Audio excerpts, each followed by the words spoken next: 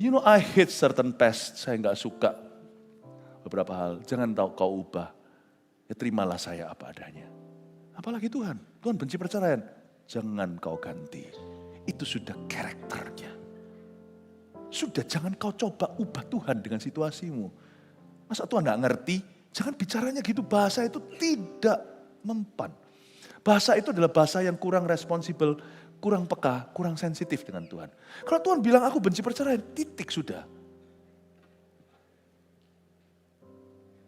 Jangan coba ubah karakternya. Tapi kenapa ada kasus tertentu diizinkan? Itu berarti Tuhan bertindak out of character karena memahami situasi itu. Ada hal-hal tertentu yang akhirnya diluluskan bukan karena Tuhan mau, tapi karena memang bisa jadi itu plan kedua bagi sebagian orang.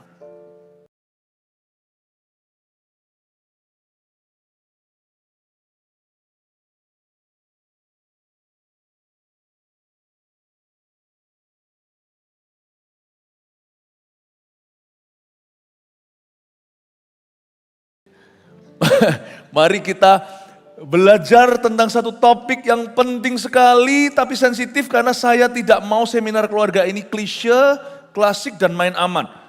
Saya akan ambil resiko membahas topik-topik susah.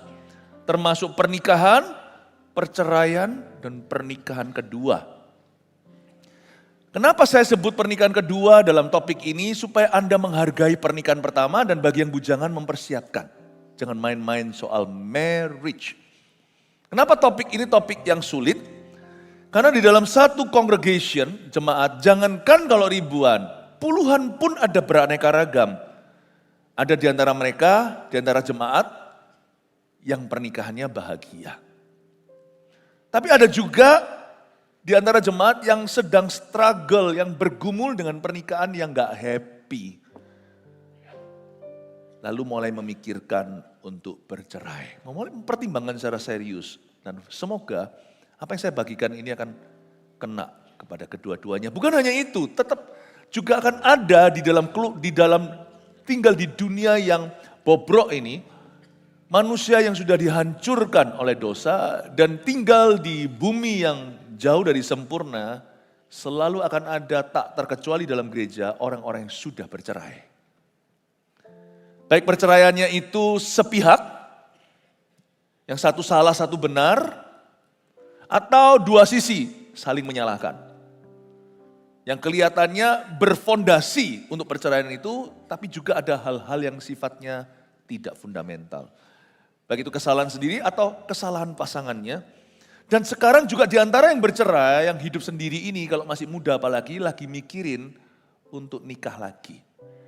Lain cerita kalau orang janda ditinggal mati atau duda. Maka tidak menjadi isu. Yang menjadi isu dan kontroversi adalah yang tidak karena meninggal dunia. Tapi cerai hidup. Dan sebagai seorang gembala, pusing kepalanya di mana? Semua harus tergembalakan. Kasus per kasus tentunya. Tapi dari mimbar tetap dari waktu ke waktu bersuara untuk memberikan garis besar. Nah inilah kesempatannya saya ambil untuk menggembalakan Anda. Semua di dalam kategori yang saya sebutkan. Tapi saya tidak akan main aman. Saya akan bahas dari sisi hati Tuhan. Kita harus mengerti dulu. Termasuk yang bujangan. Anda tahu bahwa marriage itu kompleks. Jangan sampai Anda masuk di situasi komplikasi. Karena itu jaga kemurnian hati. Persiapkan diri. Saya ajak kita buka bersama-sama dari cerita Yesus di Matius pasal yang ke-19. Ayat 1 sampai 10 kita tidak baca semua, nanti saya ayat per ayat ya. Karena panjang, saya akan kupas ayat demi ayat. By the way, katakan pernikahan. Tahu nggak pernikahan itu sudah ada sebelum government atau pemerintahan itu ada. Dan pernikahan itu sudah ada sebelum kebudayaan itu tercipta. Dan pernikahan itu sudah ada sebelum ada masyarakat maupun gereja. Pernikahan itu idenya Allah. Sejak Adam dan Hawa. Itulah sebabnya penting sekali untuk kita bahas suatu institusi ilahi yang usianya sudah purbakala. Dan hari ini semacam seminar, karena itu saya akan masuk ke hal-hal teknis dan praktis. Banyak mikir ya, gak apa-apa. Dan nanti Anda bisa mencatat. Tapi saya berusaha terus untuk membawanya kepada practical solution atau solusi-solusi praktis.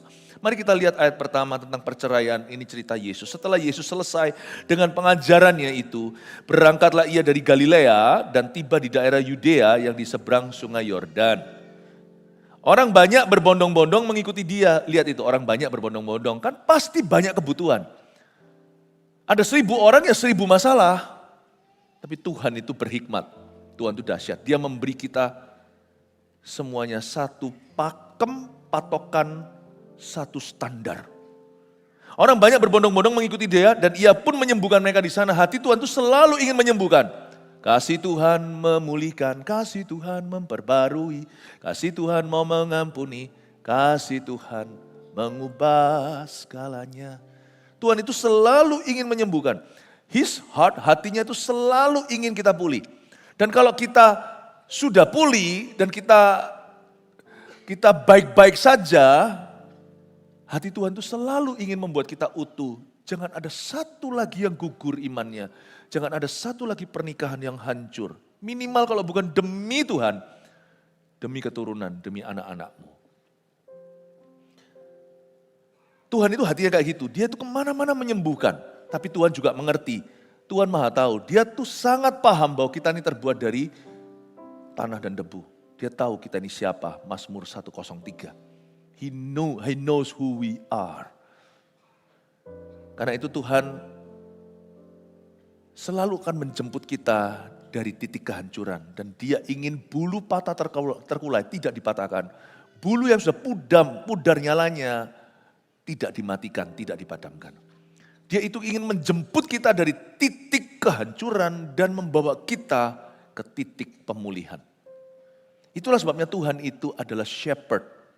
Dari semua sebutan Tuhan, salah satu yang paling romantis adalah dia adalah gembalaku. Seorang shepherd, saya ngerti, kalau seorang evangelis, penginjil keliling, bisa datang sikat, nggak masalah. Tapi gembala itu yang hidup bersama umatnya. Dan dia tahu bahwa umatnya punya kebutuhan yang beda-beda. Dan Tuhan itu sebagai seorang gembala, dia itu ingin merajut, ingin membalut. Itu hatinya Tuhan. Makanya saya percaya perintisan gereja, kalau kita mau hit and run KKR doang, gampang. Seperti yang Anda lihat tadi itu 52.000. Itu di stadion. Tadi yang kita lihat video itu di stadion World Cup yang akan dipakai nanti. Kita pakai dulu tuh KKR. Kalau kita mau keliling gitu, mungkin hari ini kita sudah jamah juta. Tapi to me seorang gembala memulihkan satu sampai tuntas, sampai hubungannya itu sehat. Keluarganya sampai sungguh-sungguh pulih dan manis mesra. Itu bagi saya sama sukacitanya kalau enggak lebih sukacita daripada melihat 500.000 orang. You have to know your father's heart in this church. Harus tahu hatinya Bapak. Makanya merintis gereja, mendirikan gereja itu bukan gedungnya. Pelayanan yang terus menerus berlangsung memuridkan orang. Mengirimkan misionaris gembala ke sana, ditanam di situ. Itu mengayomi jadi ortu, jadi orang tua. Itu pekerjaan sesungguhnya. KKR itu perlu, tapi itu tidak bisa menuntaskan. Itu hanya tuntas lewat pemuritan. Karena itu hati saya hari ini juga berteriak. Saya ingin sekali yang bujangan di sini menikah dengan bahagia. Tapi untuk menikah dengan bahagia, Anda harus jaga kekudusan. Karena Tuhan tidak pernah memanggil pernikahan sebagai ajang kebahagiaan. Pernikahan itu dicipta oleh Allah sejak Adam dan Hawa untuk pengudusan. Tuhan itu mempertemukan dua insan agar mereka itu bertemu di pelaminan itu bukan tujuannya untuk kebahagiaan loh. Tapi tujuannya supaya melayani maksud-maksud Kristus. Memang harus ada feeling sih, memang harus ada romantisme. Tapi itu bukan everything. Tujuan pernikahan itu nomor 1, Efesus 5, enggak usah dibuka. Yang kumaksudkan kata Paulus, rahasia ini besar tentang pernikahan kudus. Yang kumaksudkan adalah hubungan Kristus dengan jemaat. Pernikahan dicipta untuk Kristus, bukan untuk kita. Meskipun kita yang nikah. Untuk menjadikan dua orang itu sempurna gambarnya, laki-laki dan perempuan, gambar dan rupa Allah. Tujuan pernikahan itu holiness, bukan happiness. Bahkan bukan double happiness, swangsi biasanya kalau orang Tionghoa menikah. Tujuannya adalah untuk holiness. Makanya itu orang yang kejar happiness bisa kapal karam untuk pernikahannya, sekalipun mereka jadi bucin, budak cinta, ujungnya nanti bunci, buenci, benci, bukan bucin, baby. Tapi kalau orang itu mulai dengan holy, dia akan whole, dia akan utuh.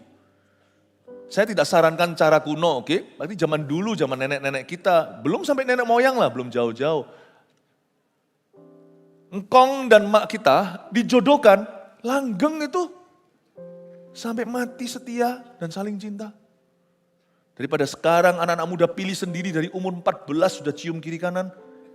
Gak jadi apa-apa. You kira cinta is the greatest, you're wrong. Love bukan cinta, kasih itu terbesar. Nah ujungnya nanti pernikahan itu dibentuk karena kasihnya. Bukan karena cinta di depan. Tapi kalau gak cinta ya jangan. Ya sudah kalau pasal Filipina gitu, aku menikah sama orang ini sama sekali bukan tipeku. Tiap bangun tidur nanti ikut terus mati. Lihat dia, aduh mati aku. Saya dulu pernah ngajar kok, sebagian Anda pernah dengar, sebagian Anda adalah jemaat pemasa saya zaman dulu, tapi sekarang kita semua punya anak dan kita sudah besanan. Cuma dulu waktu zaman masih muda, Anda ingat beberapa yang ikut sama saya. Ajarin checklist kan. Romantis itu checklist yang keberapa? Ke-7, yang ke-1 itu takut akan Tuhan. Kita harus mengerti dulu. Karena itu kalau kita tahu bahwa pernikahan itu seperti itu, hati Tuhan dulu ya kita tahu. Pertanyaannya bukan lagi, am I happy? Tapi am I faithful? Kalau kita covenant thinking, kalau pikiran kita itu pikiran perjanjian. Covenant atau perjanjian dengan Tuhan, pikirannya bukan melulu. Bagaimana pernikahan ini melayani aku, bagaimana pasanganku buat aku happy dan utuh. Bukan. Tapi saling. Pemikirannya bukan lagi, am I happy? Aku bahagia enggak, tapi lebih ke, am I faithful? Aku setia enggak? To God pertama-tama ke Tuhan. Lalu kepada pasangan.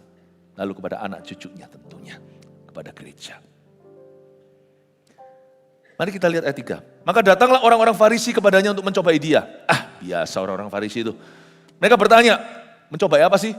Apakah diperbolehkan orang menceraikan istrinya dengan alasan apa saja, dasar munafik? Orang-orang Farisi zaman itu ada 2 guru besar. Guru yang satu benar-benar radikal total. Dia berkata, pokoknya Tuhan benci perceraian. Titik, saya setuju, titik. Tetapi dia tidak memberi solusi kepada orang-orang yang hidupnya hancur. Dan dia tidak melihat kasus-kasus khusus di mana bukan salah satu pihak itu, tapi yang satunya lagi selingkuh. Dia nggak mau tahu. Pokoknya rabi pertama berkata, lu kalau cerai, ekskomunikasi. Artinya, kamu langsung out dari sinagoga. Langsung terjadi persekusi rohani atau aniaya. Aniaya sosial terjadi. Mereka seperti dikucilkan. Dan rabi-rabi seperti ini adalah rabi-rabi yang tidak bisa jadi jawaban.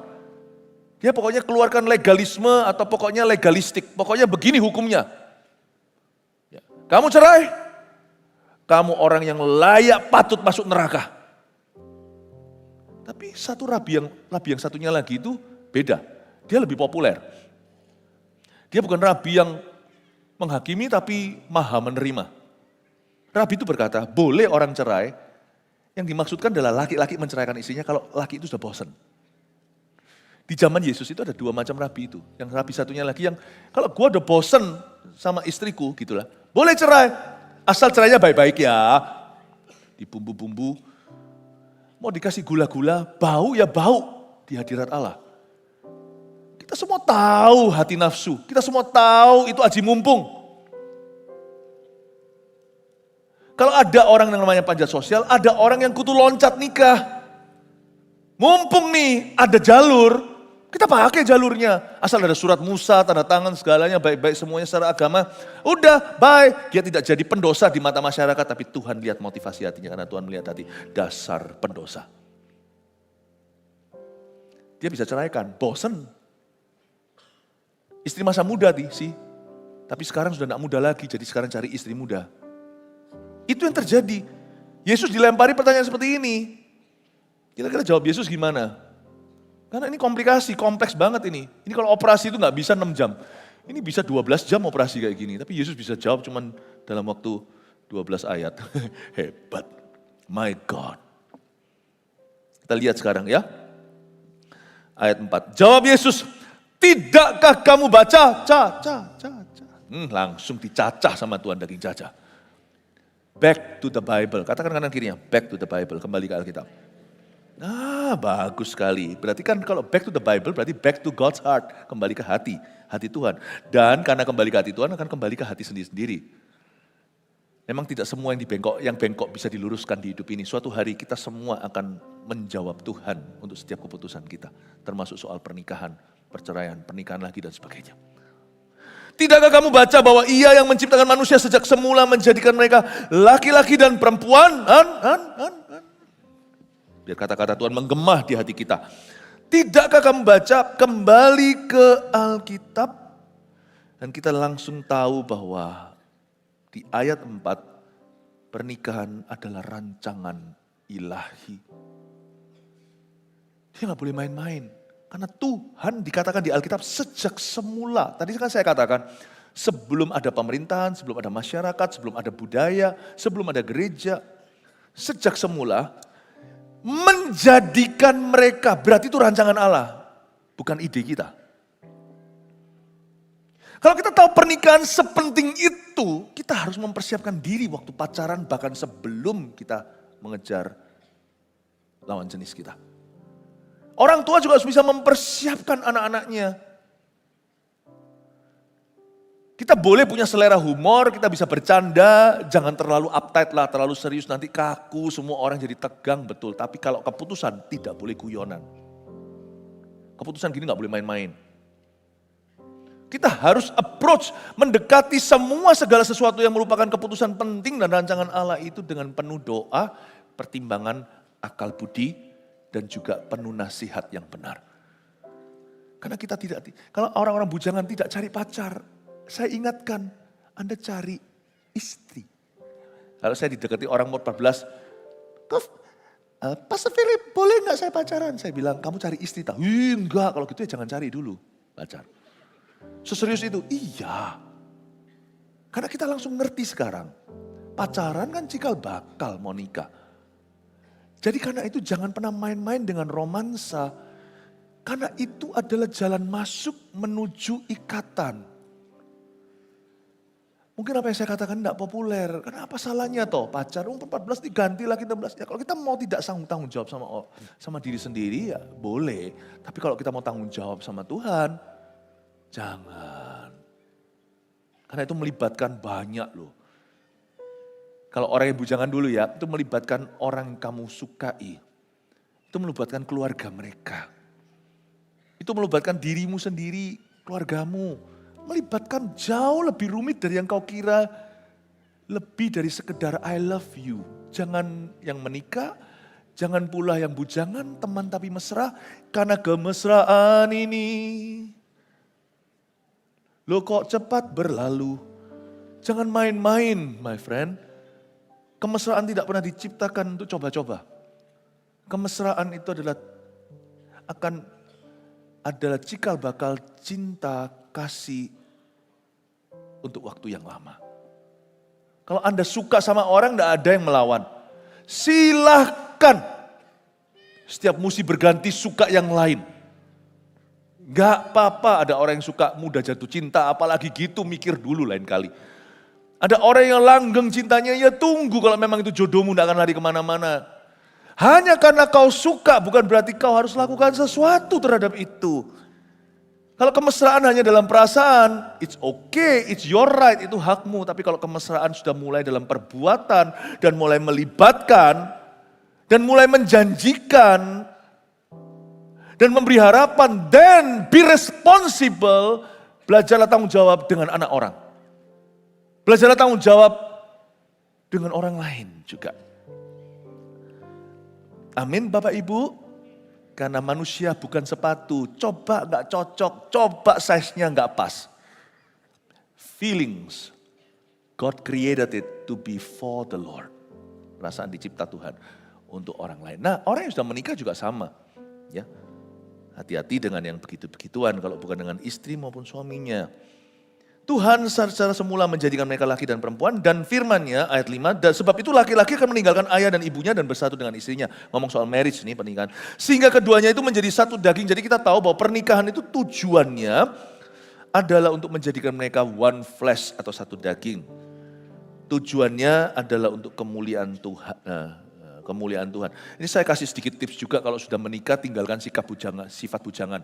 Orang yang sudah menikah bisa punya me time, boleh, tapi itu akan naturally secara alami. Mau nggak mau ya nggak mungkin kita bisa bareng terus, nggak bisa.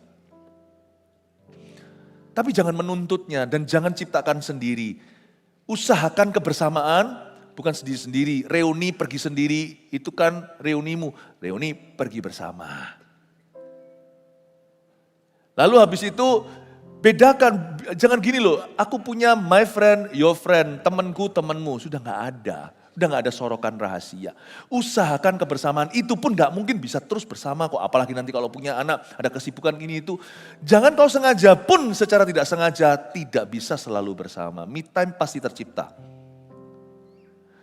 Tapi kalau kita menciptakan ruang di mana tidak ada pasangan kita yang sah di dalamnya, dan ruang itu penuh privasi, hanya aku dan teman-temanku, ini temanku bukan temanmu, ya. Lalu kita menciptakan ruang-ruang seperti itu berlawanan dengan amanah Tuhan untuk nikah dalam pernikahan. Karena Tuhan punya amanat adalah menjadikan mereka satu daging, satu dalam segala sesuatu. Your money, my money, papamu, papaku. Gak boleh terdengar lagi. Boleh ngomong gitu tapi tonasinya beda. Papa gimana? Papa siapa? Papamu, gak apa-apa. Jadi bukan waktu marah, papa, gitu lah enak lo ngomong. Mama, gitu gak boleh. Bukan lagi mama lu, mama gua. Tapi sudah papa mama kita. Hati-hati dengan yang seperti itu, janganlah memisahkan diri dengan pasanganmu. Kalau Tuhan sudah persatukan, Tuhan benci perceraian. Kadang-kadang perceraian sudah terjadi sebelum orang itu cerai. Dia sudah menciptakan rongga antara dia dengan pasangan yang Tuhan berikan kepadanya. Keduanya menjadi satu daging. Demikian mereka bukan lagi dua, melainkan satu, karena itu apa yang telah dipersatukan Allah tidak boleh diceraikan manusia. Ternyata Tuhan itu benci perceraian. Saya tidak usah buka di kitab Maleakhi, itu sangat famous sekali atau sangat terkenal. I hate divorce. Aku benci perceraian. Tanamkan, Tuhan Yesus itu luar biasa. Dia mau coba diskakmat lewat pertanyaan orang Farisi ini. Tuhan bilang, tidakkah kau baca, balikin Alkitab, sekarang balikin ke hati Bapak. Bukankah Tuhan berkata, tidak boleh diceraikan manusia? Diingatkan, kamu tuh tanya padahal sudah tahu jawabannya. Allah membenci perceraian. Itu gak usah ditanya. Kalau kita punya pasangan, dan kita sudah tinggal lama bersama-sama, kita langsung tahu apa yang dia benci kan.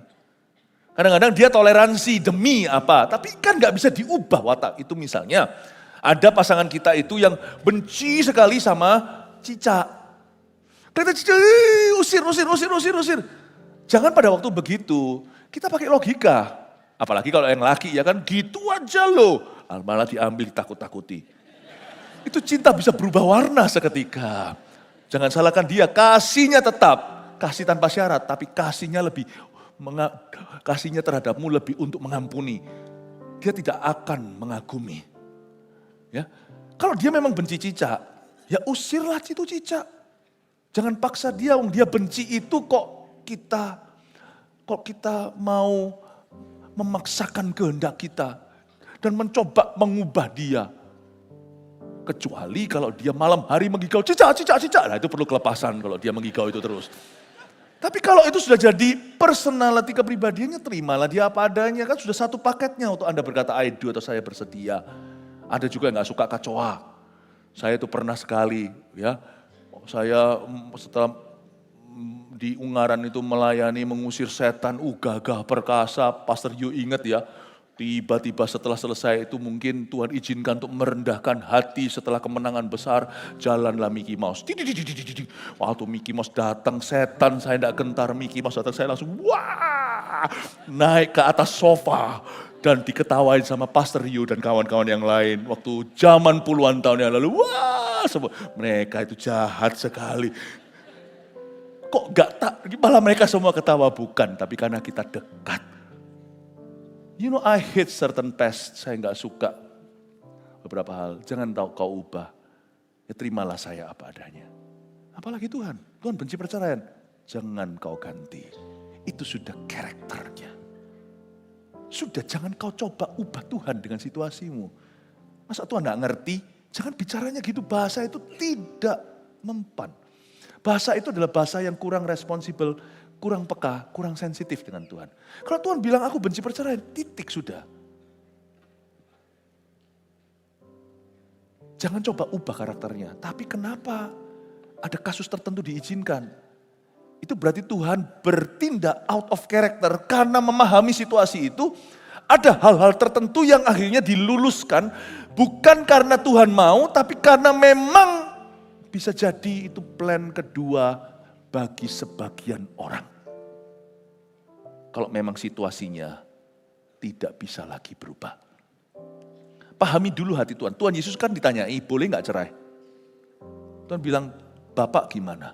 Bapak benci. Oke, itu sendiri langsung eliminasi secara alami semua pertanyaan yang lain. Tapi nanti Yesus berkata, mari kita lihat ayat 7, kata mereka kepadanya, jika demikian apakah sebabnya Musa memerintahkan untuk memberi surat cerai?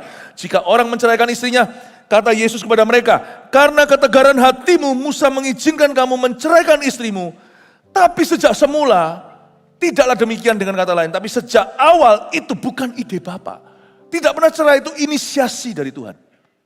Meskipun Yesus sendiri pernah di lain perikop berkata, tidak boleh diperbolehkan cerai kecuali karena perzinahan. Kalau perzinahan oleh salah satu daripada suami atau istri itu, maka itu adalah keputusan bebas dia, hak bebas manusia. Tidak pernah jadi inisiatif Allah. Allah yang mengusahakan perceraian mereka. Tapi kalau akhirnya salah satu itu bersikeras mau selingkuh dan tidak mau berubah, akhirnya pernikahan itu kandas dan Tuhan izinkan kecuali karena perzinahan. Even so, bahkan saat itu pun bukan ide Tuhan, tapi Tuhan mengizinkan. Karena kekerasan hati yang selingkuh itu. Atau bisa jadi kekerasan hati yang diselingkuhi, yang dikhianati. Tidak kalah loh, kadang-kadang sama hebohnya. Yang salah heboh, yang benar padahal jadi salah, itu juga banyak cerita seperti ini. Akhirnya tidak mau ngampuni, sungguhan benci setengah mati, turun-temurun, kutuki. Suasana bisa berabe. Dan akhirnya Tuhan izinkan plan B. Itu pun bukan karena ide Allah. Sebab ide Allah itu plan A. Plan A rencana Allah semula selalu utuh, selalu sembuh, selalu pulih. Tidak pernah Tuhan itu menginisiasi yang namanya kehancuran. Pahami dulu ya, saya akan masuk dari sisi hati Tuhan dulu. Sebelum nanti kita masuk ke ya dan enggak. Nanti ada poin-poin yang membuat Anda jadi mengerti bagaimana caranya menelusuri. Bagi yang belum nikah, bagi yang sudah menikah, bagi yang pernikahannya geronjalan, bagi yang sudah bercerai. Saya harap semua orang memperoleh solusi dari Tuhan. Kita lihat ayat yang berikutnya, ayat yang ke-9. Tapi aku berkata kepadamu, barang siapa menceraikan istrinya kecuali karena zina, lalu kawin dengan perempuan lain, ia berbuat zina. Murid-murid itu berkata kepadanya, jika demikian soalnya hubungan antara suami dan istri, lebih baik jangan kawin. Ya enggak usah ekstrim, murid-murid kan gitu kan. Ya, mereka semua diberitahu, Petrus diberitahu, ditanyain, aku mau cuci kakimu. Dia enggak mau, Tuhan tegur dia, kalau kamu mau kamu enggak bisa dapat bagian dalam pelayanan. Karena aku perlu cuci kaki kalian itu kotor, enggak perlu cuci badan, kalian sudah bersih oleh firman. Oh iya, oke kalau gitu sekalian cuci kepalaku. Murid-murid itu selalu jatuh di salah satu ekstrim. Kenapa sih nggak bisa ke tengah? Tidakkah kau baca, kembali ke Alkitab dan belajar kenal karakter Bapak dulu, hatinya sebelum Anda memutuskan namanya pernikahan, perceraian, pernikahan kedua. Anda bisa lihat hati itu enggak. Dari hati itu nanti akan banyak hal enggak jadi keputusanmu itu. Karena tiba-tiba Anda mengerti hatinya Bapak. Atau bisa jadi terpaksa harus terjadi, tetapi Anda hati-hati dalam memasuki sesuatu yang belum Anda mengerti.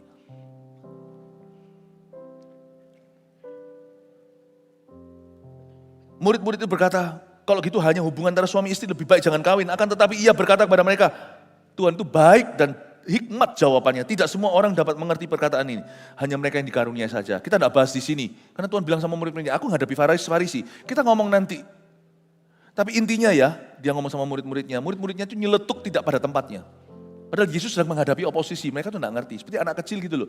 Yang ini lagi menghadapi musuh. Anak berkata, permen ma, ayo ma pulang ma, ayo ma ke McDonald ma. Ini anak-anak kayak gitu. Hanya mereka yang dikaruniai saja. Nanti kamu akan ngerti. Suatu hari kamu pun jadi rasul.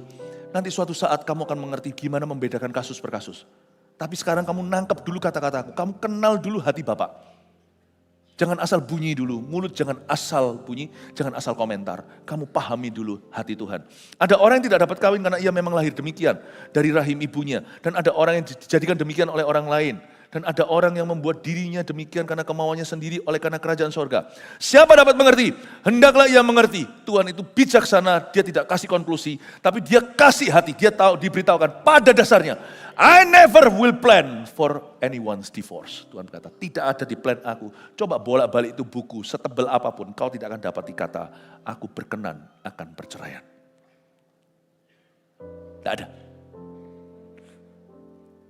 Orang menikah, sudah by accident dulu atau kecelakaan, hamil di luar nikah. Tidak pernah di dalam kamus Tuhan, hamil dulu sebelum nikah. Aku berkati. Tetapi kalau orang itu akhirnya begitu, gimana? Kita punya pilihan. Aborsi aja itu anak. Atau biarkan habis itu mereka hidup di dalam perzinahan. Atau setelah itu, biarkan mereka habis itu hidup loose, lepas. Udah gak jadian, udah diputus, papa mamanya marah. Apalagi yang wanita, udah. Lalu habis itu yang ini, single parenting sendiri, yang itu padahal mereka berdua mau dipulihkan. What to do? Main aman aja, usir aja mereka jauh-jauh dari kita supaya kita gak kontroversi. Atau kita ngerti hatinya Tuhan dulu, hati Tuhan itu ingin pulih, bulu patah terkulai, gak akan tambah dipatahkan. Sudah tanggung patahkan. Kayak kita ada luka ya, luka kering lalu habis itu kita gak sadar ngomong sama orang, kita koek-koek begini. Lalu dia sudah mau buka, kalau kita jadi orang sifatnya gini, tanggung, langsung disobek. Kalau Tuhan enggak loh, sama Tuhan itu serobek apapun sudah tinggal jatuh, sama Tuhan pasti akan ditempel, dijahit satu-satu. Tuhan kita itu telaten, Tuhan kita itu gembala, tidak ada orang setelaten Tuhan.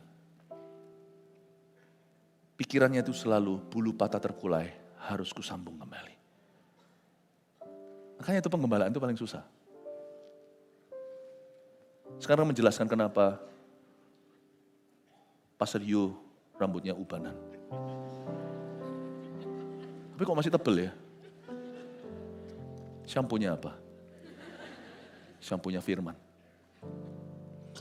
Coba bayangkan Bapak Ibu. Ini bagi siapa yang mengerti dia akan mengerti. Kamu nanti akan lihat. Oke, saya kasih beberapa poin-poin di sini simpel aja.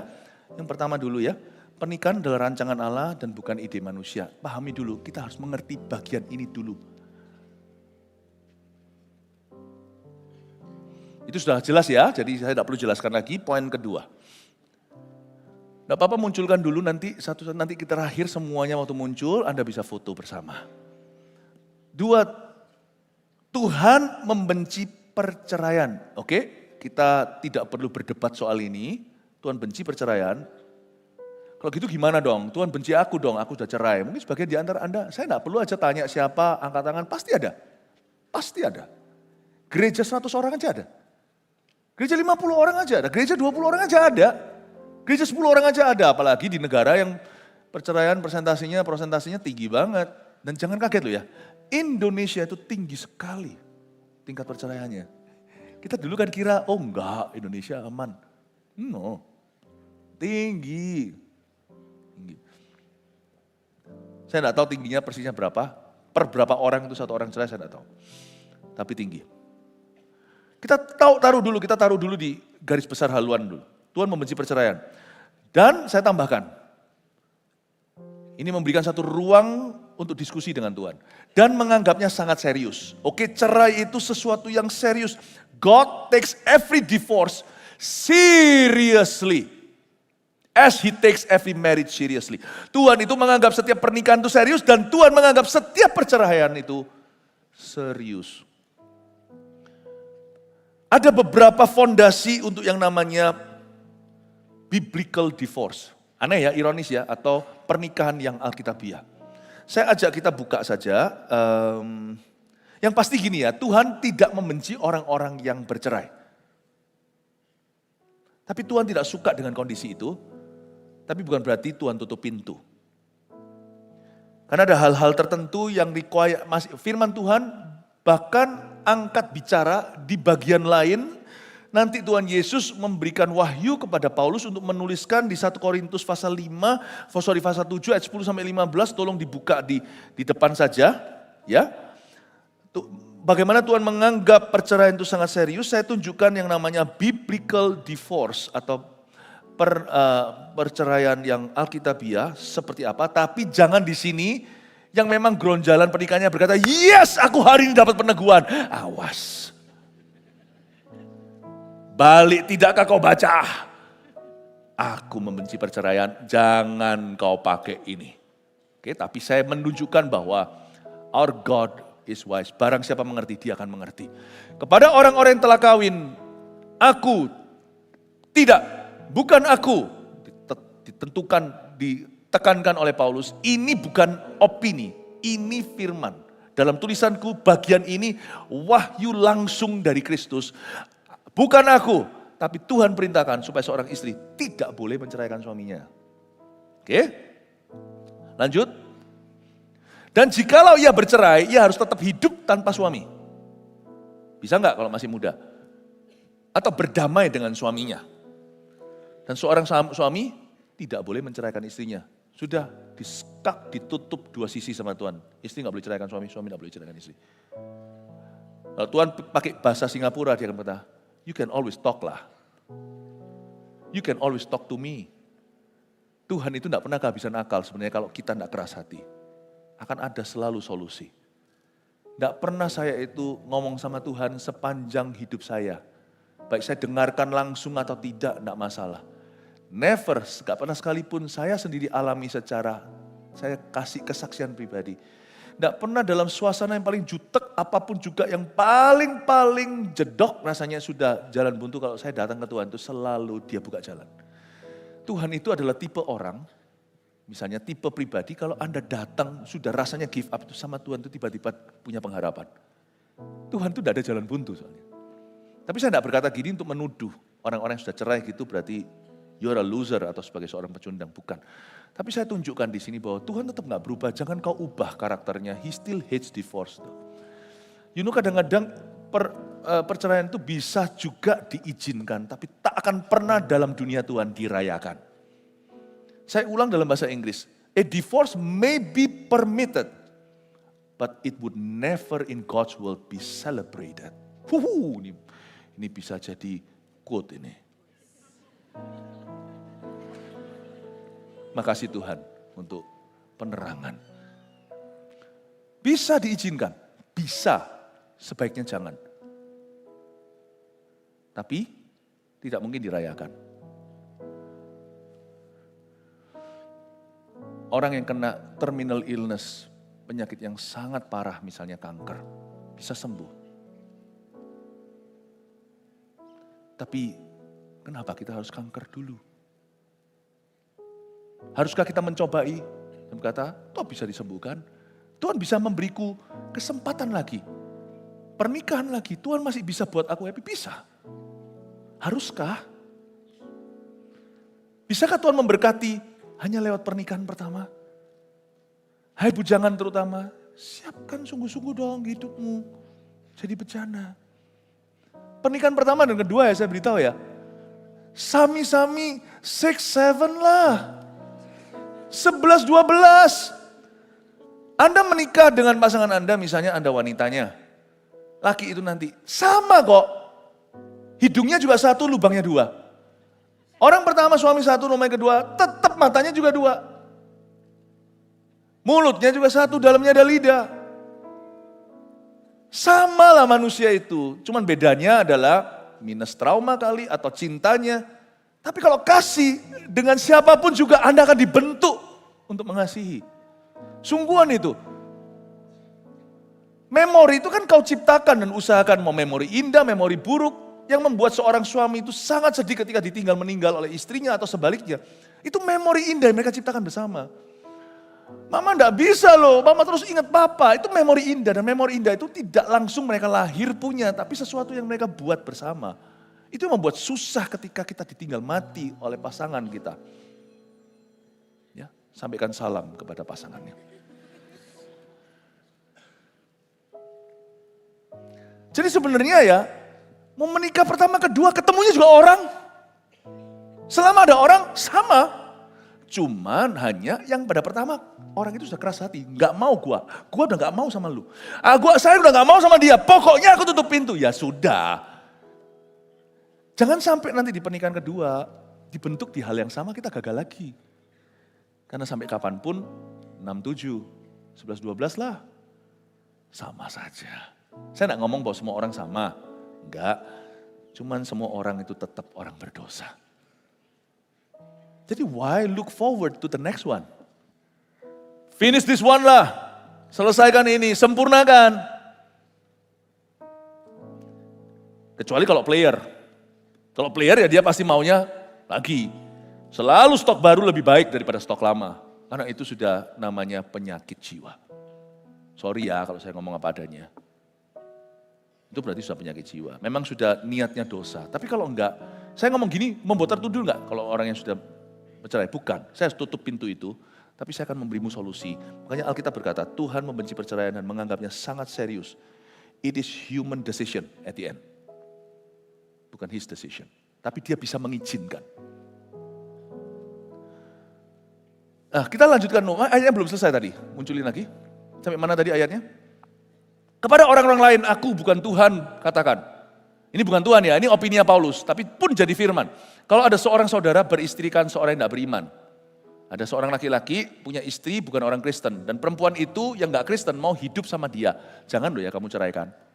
Kamu harus menangkan jiwanya.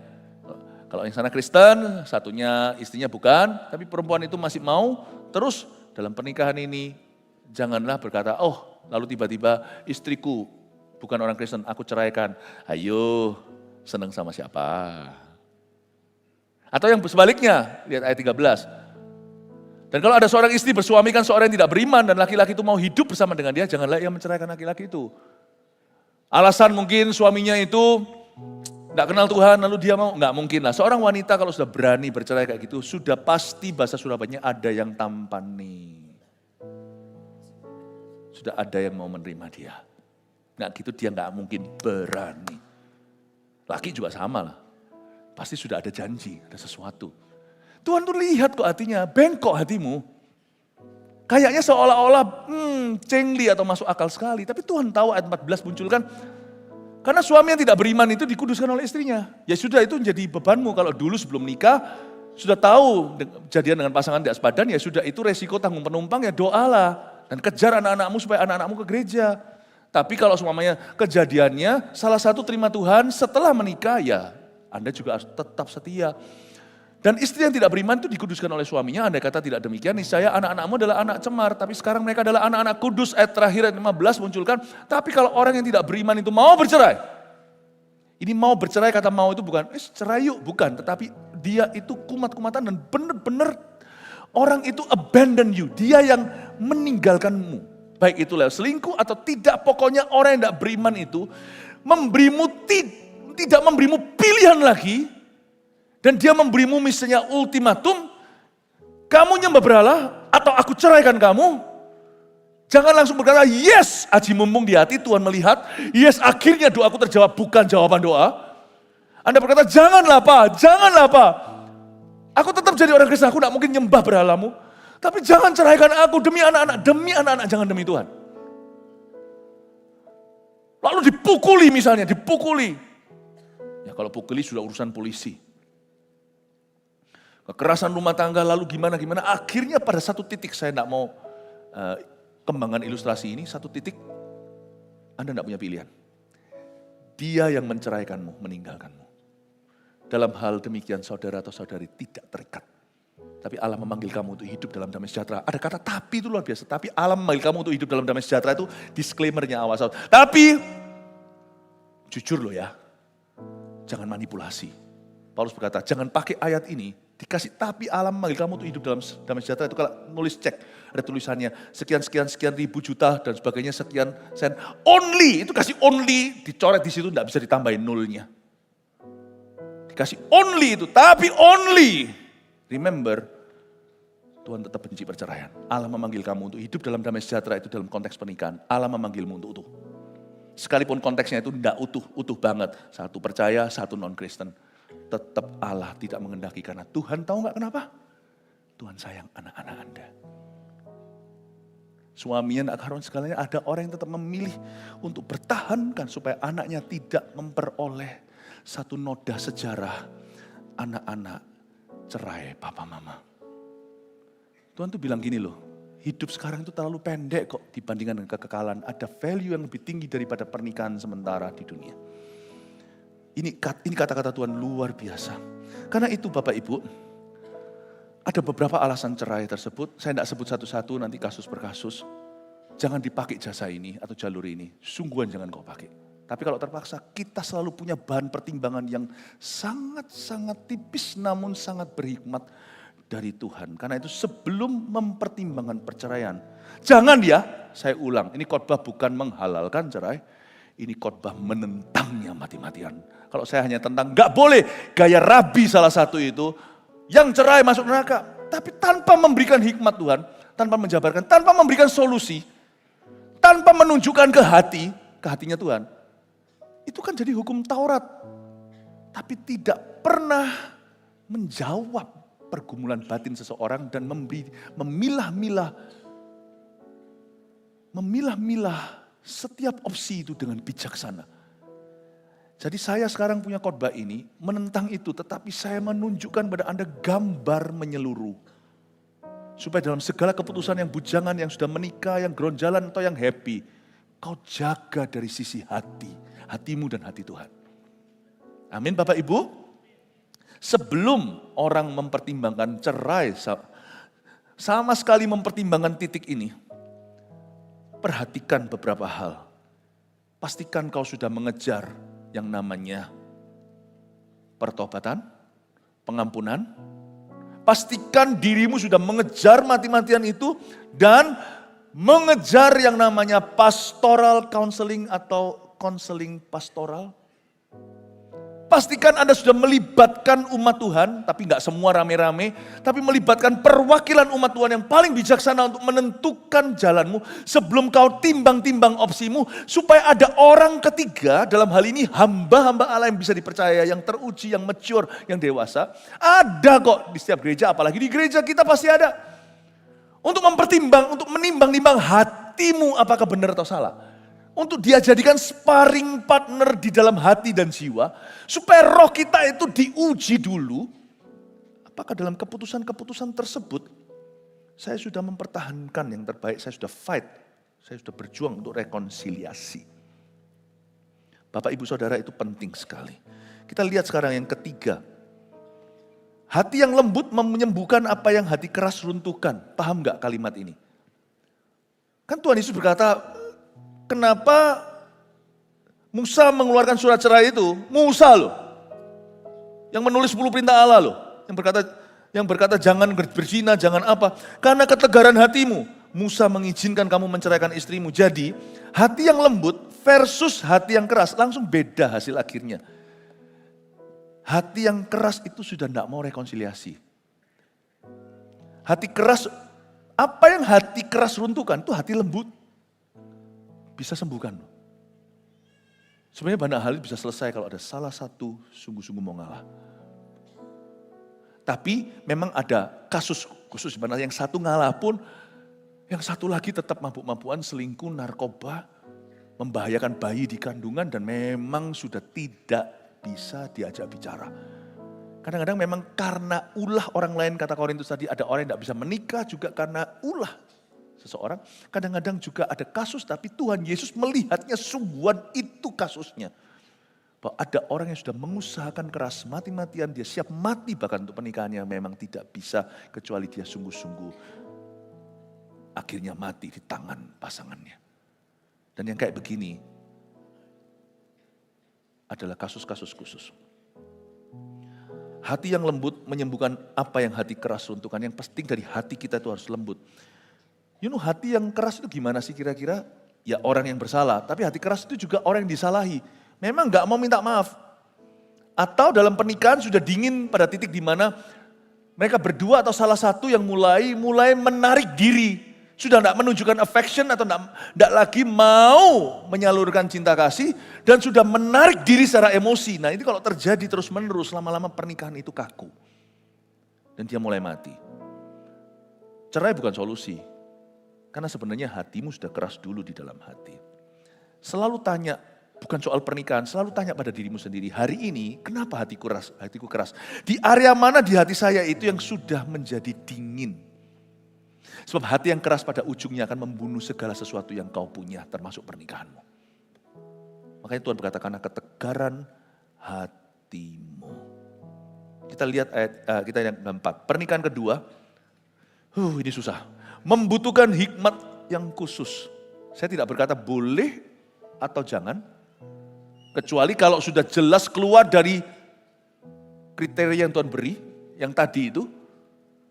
Tetapi kalau memang ada kasus khusus pun ini pendekatan yang bertanggung jawab. Pernikahan kedua membutuhkan hikmat khusus, itu gak bisa dielakkan. Gak bisa kita sangkali. Dan tidak boleh gegabah. Karena itu harus case by case, kasus by kasus. Seperti yang saya katakan, biblical divorce atau perceraian yang sifatnya yang sesuai dengan Alkitab. Aneh ya kata-kata itu ya, perceraian kok bisa sesuai dengan Alkitab, tidak pernah sesuai dengan hati Tuhan. Tapi Alkitab ada berbunyi, kecuali karena zina dan sebagainya.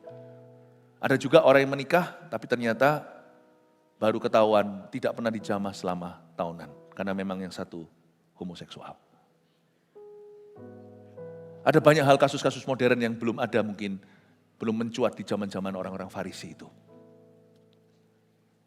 Tetapi bagaimanapun juga, jikalau pernikahan kedua itu menjadi opsi, pastikan kau memasuki itu dengan hati-hati. You must enter carefully. Karena remarriage, pernikahan lagi itu ada bagasi-bagasi ekstra.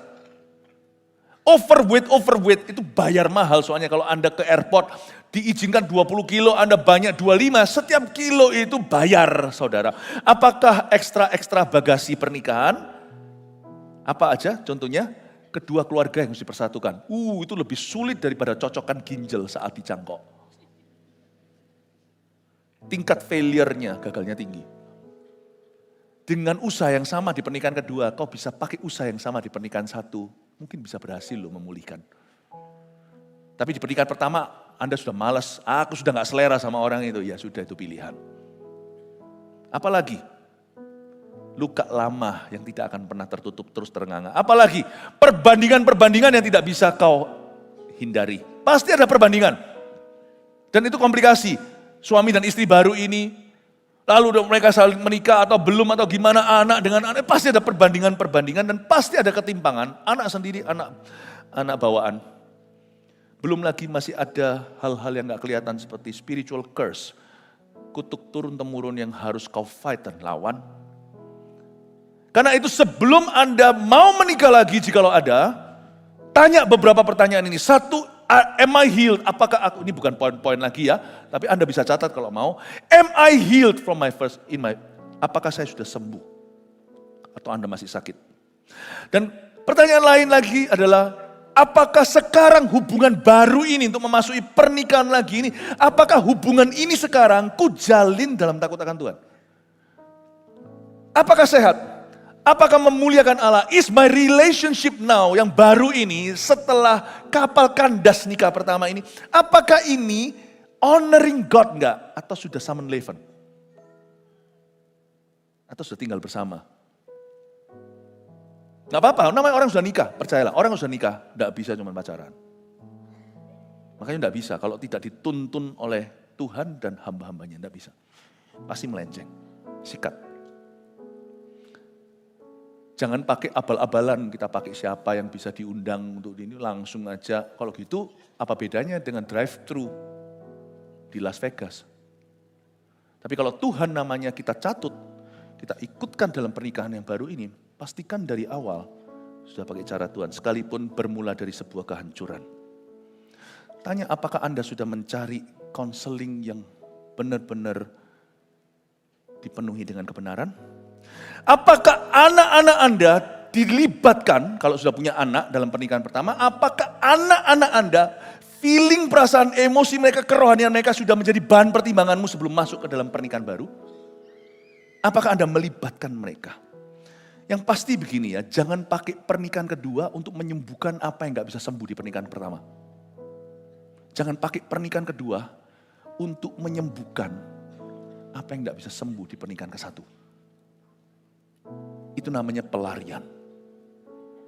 Dan ini membuat sulit kan? Nah, semoga apa yang saya sampaikan ini akan menjadi operasi yang luar biasa. Dan hasil akhir yang saya harapkan adalah tak satu pun, kalau memang perceraian tinggi di dalam bangsa dan negeri, paling tidak mulai dari gereja dulu deh. Gereja jadi contoh dan teladan. Semoga, dan gereja kan luas, tapi gereja ini adalah tanggung jawab saya. Semoga di gereja ini, zero perceraian. Baik anak muda yang mau menikah maupun yang sudah menikah. Kasih tepuk tangan untuk Tuhan. Terakhir, lalu kita selesai, kasih karunia Allah lebih besar daripada pernikahan manusia, itu yang kita bisa pelajari. Karena itu, kasih karunia Allah, suatu hari kita tidak hidup kawin mengawinkan. Kita semua hidup seperti malaikat. Berarti kasih karunia Allah.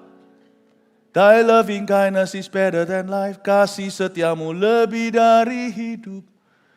Maka lidahku memuji Engkau, kasih setiamu lebih dari hidup. Makanya Tuhan berkata bahwa pernikahan itu bicara tentang Tuhan, hubungannya dengan jemaat, kekekalan. Meskipun pernikahan di dunia tidak akan sama masuk dalam kekekalan seperti yang kita kira, itulah sebabnya ada beberapa ibu memilih sekalipun bagaimana meskipun tetap mempertahankan status nikahnya demi anak-anaknya. Karena dia tahu, penderitaanku di sini itu cuma sementara, tapi nanti di kekekalan anakku bisa masuk ke sana. Tradingnya jalan. Aku enggak apa-apa kok, pernikahanku enggak so happy asal aku loyal. Meskipun dua-dua tidak ada kasus seperti selingkuh atau gimana, tapi aku akan membentuknya menjadikan pernikahan ini, I'm gonna make it work man. Aku akan membuatnya berhasil. Mungkin enggak bisa seperti orang yang bucin gitu ya, tapi dalam kekudusan mana enggak apa-apa. Mereka 10 kali ganda. 5 kali talenta. Aku cuma 1 talenta tapi aku jadikan pernikahan ini utuh. Pikirannya itu jauh melampaui kehidupan ini. Demi Tuhan dan kemuliaannya. Tapi bagi orang yang sudah bercerai dan menikah lagi atau belum atau tidak, dengarkan saya di gereja ini. Asal hati Anda mau sungguh-sungguh dibentuk sama Roh Kudus, kita bisa bertobat loh. Semua kita dari dosa lama. Dan kita bisa menerima pengampunan yang utuh dari Tuhan. Tuhan punya pengampunan tidak pakai but atau tapi pengampunan Tuhan titik. Dan Anda bisa make it right from now on. Move forward, maju ke depan, masuk dalam keputusan apapun, baik itu urusan pernikahan atau bukan. Masuklah dalam kebenaran dan Anda bisa membangun, sekalipun pernah cerai, Anda bisa membangun hubungan berikutnya. Apakah itu sampai pelaminan? Tolong dibangun sehat hubungan itu. Kudus, mulai saat ini Anda dengar khotbah ini. Siapa tahu nanti saya tidak menutup pintu. Siapa tahu nanti saya bukan merekomendasi, oh kalau bisa tak rewind hidupmu, kembali ke situ, let's talk. Tapi kalau enggak, sudah kandas, saya harap ke depan, kalau Anda masih muda, jikalau Anda mempertimbangkan semacam pernikahan, maka pastikan mulai hari ini hidupmu sehat di hadapan Tuhan. Kudus dan takut akan Allah. Itulah hati Yesus, hati gembala kita. Semoga ini bisa menjadi patron. Khotbah ini sampai kita mati pun khotbah ini akan sudah dokumentasi, akan menjadi terus kompas gereja ini soal pernikahan, perceraian. Jangan ada. Tapi kalau ada pernikahan kedua, saya berdoa semua jemaat hidup di dalam koridor kebenaran. Terbaik, sempurna, kalau nggak bisa kebenaran sekalipun muncul dari kehancuran, kebenaran lagi. I love you, God bless you, God bless your family. Mari kita semua bangkit berdiri. Kita berdoa dulu, setelah berdoa, gereja kita di mana-mana bisa putus streaming, lalu setiap gembala yang ada di gereja kita masing-masing bisa altar call kek, doa kek, dan sebagainya. Lakukan apa yang Roh Kudus taruh di hatimu, sebab seorang gembala sangat tahu, gembala lokal sangat tahu kebutuhan domba-dombanya. Kita berdoa, Tuhan Yesus, biarkan kebenaran ini menjadi anchor atau menjadi jangkar di dalam jiwa, menjadi jangkar bagi gereja ini dalam pengembalaan dan pemuritan. Hamba berdoa Tuhan, untuk mereka yang happy marriage, wow, haleluya. Aku minta kau jaga seperti biji mata. Keluar dari sini ya Tuhan, suatu dinasti, the holiness of God, kekudusan Allah. Turun-temurun. Ya Tuhan, aku berdoa anak cucu mereka diberkati. Dan hamba berdoa untuk mereka yang sekarang mengalami keronjalan dalam pernikahan. Aku berdoa sekarang mereka bisa melihat kekekalan. Bukankah firman-Mu berkata di pengkhotbah, Allah yang menaruh kekekalan dalam hati. Sehingga kita tidak bisa tahu, tetapi Tuhan membuat semua indah pada waktunya.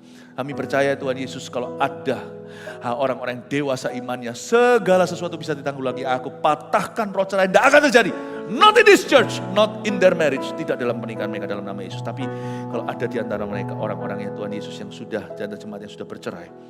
Dan hari ini ya Tuhan Yesus, mereka kalau belum telat ya Tuhan, masing-masing bisa dipersatukan. Nah, hamba-Mu ingin melihat orang yang sudah bercerai datang ke gereja ini, lalu mereka pulih, mereka dinikahkan kembali dengan pasangan yang sama yang tadinya cerai itu. Asal mereka belum punya pasangan lagi, aku berdoa itu bisa terjadi. Oh God, bisa terjadi di gereja ini Tuhan, dalam nama Yesus. Tapi kalau memang ada yang cerai dan memang sudah sungguh-sungguh harus move on pada something new, aku berdoa supaya mereka takut akan Tuhan dalam menjalin, karena mereka menjalin hubungan berikutnya. Kalau ada, kalau enggak, beri mereka ketabahan. Apalagi kalau mereka sudah tidak muda demi anak-anak-anaknya. Tapi kalau mereka masih muda dan mereka akan menjalin hubungan berikutnya, I release forgiveness. Asal hati mereka sungguh-sungguh tidak memanipulasi. I release forgiveness. Dan hamba berdoa ya Tuhan Yesus, agar mereka menjalin hubungan kudus. Karena mereka orang yang sudah menikah, kasih mereka roh hati-hati. Dan kasih mereka hati yang transparan untuk pemimpin rohani. Bisa mencampuri cara mereka merajut hidup mereka yang runtuh kembali. Dalam nama Yesus. Amin. Thank you for your love Tuhan. Makasih untuk kasih sayang. Biar kami pulang membawa kasih itu penuh. Tabung mana kami penuh. Kami pulang so full Tuhan. Begitu kenyang oleh hadirat Allah. Jemaat yang sangat dikasihi Tuhan. Angkat kedua tanganmu, terimalah berkat. Berkat pengembalaan ini dari Gembala Agungmu di dalam nama Allah. Bapa, Allah, Putra, Allah, Roh Kudus. Menyertai hidupmu dan rumah tanggamu. Dalam nama Yesus. Amin. Selamat sore. Tuhan berkati.